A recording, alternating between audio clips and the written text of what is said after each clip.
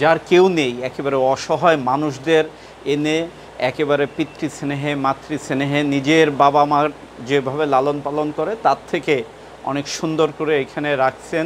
একটা পরিবেশ আসলে না দেখলে না এই জায়গাটা ভিজিট না করলে বোঝা যাবে না যে আমরা আমাদের ঘরের মা বাবাকে যতটা যত্ন করি তার থেকে আমার দেখে মনে হচ্ছে অনেক ভালো পরিবেশে এই মিল্টন সমদ্দার তাদের এখানে রেখেছেন। আমি ওনাকে স্যালুট জানাই।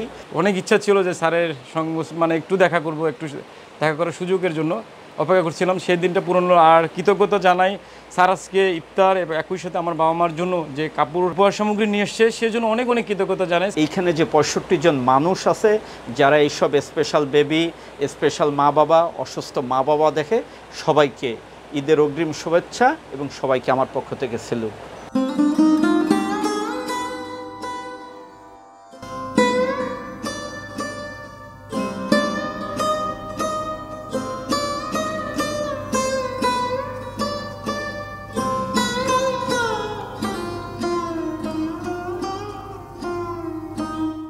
আমি মোহাম্মদ মহসিন পিপিএম বার, আমি অফিসার ইনচার্জ মিরপুর মডেল থানা। টিম মিরপুরের পক্ষ থেকে এবং কিছু মহৎ মানুষের সহযোগিতা নিয়ে আজকে চাইল্ড অ্যান্ড এজ কেয়ার, যেটা আসলে মিল্টন সমদ্দর তার যে একটা প্রতিষ্ঠান, যার কেউ নেই একেবারে অসহায় মানুষদের এনে একেবারে পিতৃস্নেহে মাতৃস্নেহে নিজের বাবা মার যেভাবে লালন পালন করে তার থেকে অনেক সুন্দর করে এখানে রাখছেন। একটা পরিবেশ আসলে না দেখলে না এই জায়গাটা ভিজিট না করলে বোঝা যাবে না যে আমরা আমাদের ঘরের মা বাবাকে যতটা যত্ন করি তার থেকে আমার দেখে মনে হচ্ছে অনেক ভালো পরিবেশে এই মিল্টন সমদ্দার তাদের এখানে রেখেছেন। আমি ওনাকে স্যালুট জানাই এবং সবাইকে আমি বলবো আসলে কথা বলা খুব সহজ, কাজ করা কিন্তু খুব কঠিন। তা আসলে সত্যিকারে যে এই সমাজের জন্য যিনি কাজ করছেন তিনি মিল্টন সমদ্দার। আমি সবাইকে রিকোয়েস্ট করব আমাদের যার যেভাবে সুযোগ আছে আমরা ওনাদের পাশে থাকব।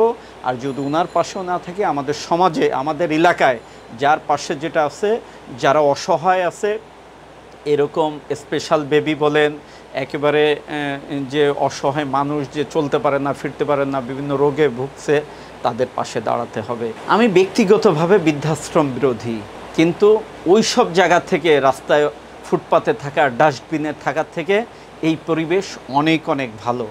সবাইকে দেখেন, মা বাবা হচ্ছে সন্তানের সবচেয়েতে মূল্যবান জিনিস। হারিয়ে গেলে বোঝা যায়। যাদের এখনও মা বাবা আছে সবাই মা বাবার খবর নেবেন, যত্ন নেবেন, তারা কিন্তু আমাদের জান্নাত। চাই না কোনো মা বাবা এরকম বৃদ্ধাশ্রমে থাকুক। আমরা সবাই যার যার মা বাবাকে রেসপেক্ট করি এবং আমরা একসঙ্গেই থাকি। আমরা একটু মানুষ হই। আমরা যদি সবাই মানুষ হই না, তাহলে এরকম কোনো মা বাবার বৃদ্ধাশ্রমে আসতে হবে না। দেখেন, ভালো কাজ করতে হবে। কে কি বললে এটা আমরা শুনবো না। ভালো কাজ নিজে করব, না পারলেও ভালো কাজের সমালোচনা করব না। আপনার কথায় কিন্তু অনেকে নিরুৎসাহিত হয়, আর আপনার কথায় অনেকে কিন্তু উৎসাহিত হয়।